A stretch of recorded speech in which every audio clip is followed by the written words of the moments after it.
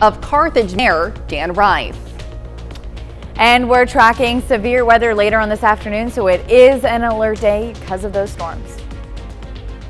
Plus, some voters at Crowder College are preparing to cast their ballots for the first time. The 4 states' most watched news starts now. We have an alert day today as severe weather is expected to move across the region. This is KOAM News at noon. I'm Elise Snowy. Let's go straight to meteorologist Lindsay Gaffney for a look at the forecast. So we do have that alert day because of storms that are rolling in as early as 3 p.m. today. So just a couple more hours currently out there, mostly overcast skies. As you can see, we're starting to see those clouds push in ahead of the line of storms, and then wind gusts up to 40 miles per hour. So we're already seeing strong wind gusts, though those are just going to increase as the storms move a little bit closer. Though no rain in our area has been reported yet. Now we've got this elevated risk, which is a level 3 out of 5 severe weather threat, and we haven't seen a level 3 out of 5 since spring season. So this is now, we're starting to see our weather pattern shifting from a summer pattern to a winter pattern, and we're getting those cold fronts that are moving in, causing severe weather like we're going to see today. Now, our elevated risk originally just covered a few counties out in Kansas, but has now been shifted over to include now Miami, Joplin, Carl Junction, Carthage, Lamar area, Nevada as well. So now on the Missouri side, take extra precautions. The rest of us are still going to be in a level 2 out of 5 risk. Main threats, again, starting at 3 p.m., continuing until just after midnight. Main threats would include golf ball size hail, 80 mile per hour wind gusts, and tornadoes, especially as early as 3 p.m. So just stay extra prepared and stay watching KOAM. We'll be having more details coming up later. All right, thanks, Lindsay. We'll see you in just a bit. And don't forget, you can be the first to know about the day's weather with the KOAM Skywatch weather app. Get severe weather updates sent straight to your phone free of charge. It's available in the Apple App Store and the Google Play Store. The KOAM Skywatch weather app. Carthage City Council votes to impeach Mayor Dan Rife. This comes after months of postponement, and last night 6 members of the City Council voted in favor of the impeachment and found Mayor Dan Rife guilty of all articles of impeachment except one. Now, the article accused Rife of violating his oath of office and failing to fulfill his duties as mayor. The board affirmed and declared Rife's removal from office of mayor of the city of Carthage as effective October 29th, 2024. City Council voted on a motion of whether to adopt findings of fact.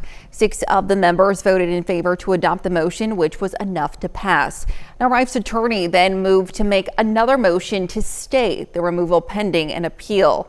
That motion was denied. Councilman Alan Snow will serve as mayor for the time being.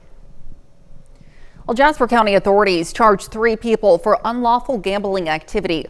All 3 are citizens of India and the U.S. on temporary visas. They're now facing charges of felony promoting gambling. The charges stem from a Joplin Police Department search last week at Spin Hitters, a local gaming machine location. Now, police seized business records, cash, and 47 machines. All 3 suspects have posted bond. Spin Hitters has remained closed since this search warrant and seizure. You can follow this story as it develops on our website, KOAMnewsnow.com. Well, the collision in Delaware County, Oklahoma leaves 1 man dead. The crash happened at about 5:30 p.m. yesterday when a driver, 70-year-old Jack Strobel of Afton, Oklahoma, was traveling northbound and departed the roadway and struck a tree. The cause of the crash is said to be an unsafe speed for a curve. Strobel was pronounced dead at the scene. Well, the Joplin Area Transportation Study Organization, or JATSO for short, is on a mission to create a safer environment for all drivers in the area. Yesterday, the group held an open house at the Joplin Public Library. The latest studies show motorcycle accidents make up nearly a quarter of fatalities in the Joplin area, and substance-impaired accidents account for more than 22% of fatalities. Both are statistics JATSO wants to change. Infrastructural behavior, distracted driving, impaired driving, those kind of statistics we have today. And our goal is to reduce the fatalities to 0. And that's our purpose here today, is just to get information from the public. Now, you still have time to fill out the JATSO online safety survey. It's available through today on the city's website. Well, the city of Joplin wants to invite the public to a meeting concerning improvements along Route 66. Topics will include plans to make pavement, sidewalk, traffic, and safety improvements along Route 66 or Joplin 7th Street. Now, the open house style in-person meeting will be on November 7th from 4:30 to 6 in the Joplin City Council chambers. For more information, just head over to our website, KOAMnewsnow.com. Well, community members in Joplin are coming together in an effort to save the historic Memorial Hall. The building was constructed in 1925 as a memorial for World War I veterans and has been used as a community space and a venue for decades. A partial roof collapse in June 2020 closed the building, and since then its future has been uncertain. But earlier this year, city council members voted in favor of demolishing the facility. Some community members have started a Save Memorial Hall campaign to encourage the city council to consider options other than demolition for the historic site. People have this idea that the building is ready to fall down, and it's not ready to fall down. And a lot of the issues that it has that are cited have been worked on and either repaired or repaired enough to where further damage isn't happening. I mean, if the building was getting ready to fall down, I don't think the city would be storing as much stuff in it. Now, according to officials, demolition would cost roughly $5 million, while repairs and renovations would be closer to $37 million. 2 years ago, a majority of Joplin voters said no to a bond issue that would have funded renovations to Memorial Hall. Well, Halloween might be tomorrow, but plans for Joplin's Christmas parade are in full swing today as the city announced its theme for this year's Christmas parade. The city partnered with Freeman Health this morning to name the parade theme as Winter Wonderland. Now, this year's parade is the 54th annual Christmas parade in Joplin and is set for 6 p.m. Tuesday, December 3rd. Well, still ahead, what matters most to first-time young voters in the 4 states? We'll take a look. And later, we're making tuna melt casserole in the Mr. Food Test Kitchen.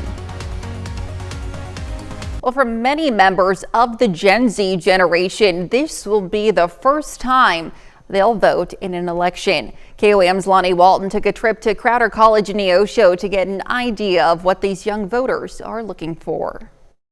Along with the presidential side of it is also the amendments, which I think are also really important to be thinking about, because it's not only going to affect me, but everyone else. Malin Wright is a freshman and first-time student voter. She wouldn't get too political, but she has some strong feelings about her November vote. But obviously the abortion amendment is super important to me just because I am a woman. So that's about all as far as I'm going to go with that. Katie Fish, also a freshman and first-time student, says there is one thing on her mind this election: education. The lottery fund, the Arkansas Lottery Fund that goes to Arkansas education, and there had been disputes about how that money wasn't really going to education. It was just going to a random account in the bank. Fish isn't the only one with education on her mind. Sports betting, that has to do with education as well, so education's super important to me. So education and just their laws. Cindy Brown, Director of Public Information, says this is a significant opportunity to build a better society. This is their civil duty to vote, and so we want to encourage them. We have students who may live a little ways away from here, so we encourage them to get an absentee ballot. Wright wants to set an example for everyone in her generation to vote. Really doesn't take a lot of time out of your day, especially if you're already educated of what you want to pick or select. We're very thankful the students allowed us to interview them. Although students shared some of their views about their votes, they kept the most personal views to themselves, which some may say that's their right. Reporting in Neosho, I'm Lonnie Walton, KOAM News. Now, Brown says the college is required to a sponsored Constitution Day event. At that, students had the opportunity to register to vote. The Pittsburgh Rotary Club hosted a forum yesterday featuring candidates for Crawford County Sheriff. The president of the Pittsburgh Area Chamber of Commerce moderated the event with candidates Danny Smith and Billy Tomasi. The forum was open to the public. Well, still to come on KOAM News at noon, Mr. Food. Today we've got a dish that will earn you a standing ovation every time you serve it. So you better get ready for all that attention. And we're tracking severe weather in the area through this evening. We'll talk more about that coming up.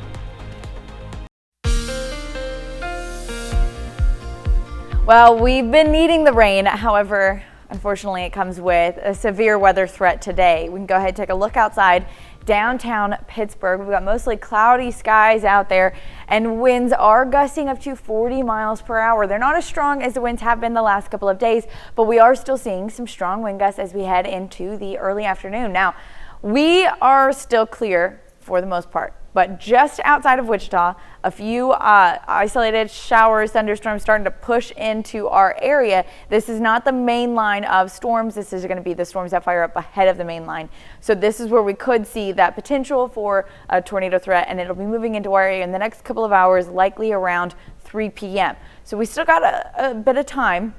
Now, this is our bulk of showers that we're getting ahead of the main line.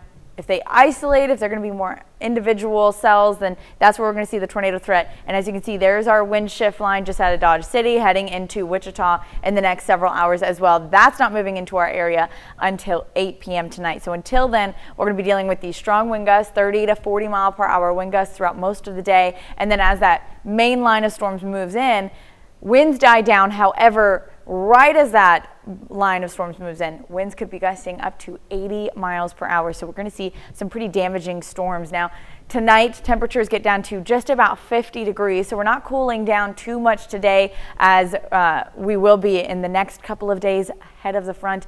Now, we've got this enhanced risk for tornadoes. We haven't seen a tornado risk since the spring. So this is definitely the first time in a while, and I know everyone's a little bit freaked out. We could see some tornadoes. Now, this dash lines, that is our hatch zone. So that's where we're expecting development to actually occur. And it is including a few of our counties, especially out in Kansas and Oklahoma, Nowata County and Washington County in Oklahoma, and then the rest of them, Chanute, Yates Center, Independence, right along that line. And then we're in an elevated risk for the rest of us. Now, hail is not as big of a threat. We're looking at an elevated risk in Kansas and Oklahoma and a low risk in Missouri and Arkansas, so not as big of a threat. Winds will also be a pretty significant threat, as well as we're seeing that enhanced risk again for nearly all of our counties. This is now including Joplin and Nevada as well, and the Carl Junction, Carthage, Lamar area, and then the rest of us in that level 2 out of 5 risk. Now, we're going to look at this future track. So this is what we're expecting within the 3 p.m. to 7 p.m. are these isolated storms that pop up. And as you can see, some of them are going to be pretty strong. And with these isolated storms, if they're individual cells, then they've got a strong inflow, they've got a strong updraft, and that's where we could see actual tornadoes spin up. And this is where we would see the stronger potential for tornadoes. Now, along the main line of storms, we could still see a tornado potential. We're not going to rule it out. However, the main line is going to be main threat of strong wind gusts as this line pushes in, and eventually we'll see a bowing out segment as it pushes in closer to the Joplin metro. But until then, so our isolated storms have dissipated, and now we're at 9 p.m. Storms are starting to push into Parsons, Chanute area, and then heading further into the southeastern Kansas, northeastern Oklahoma.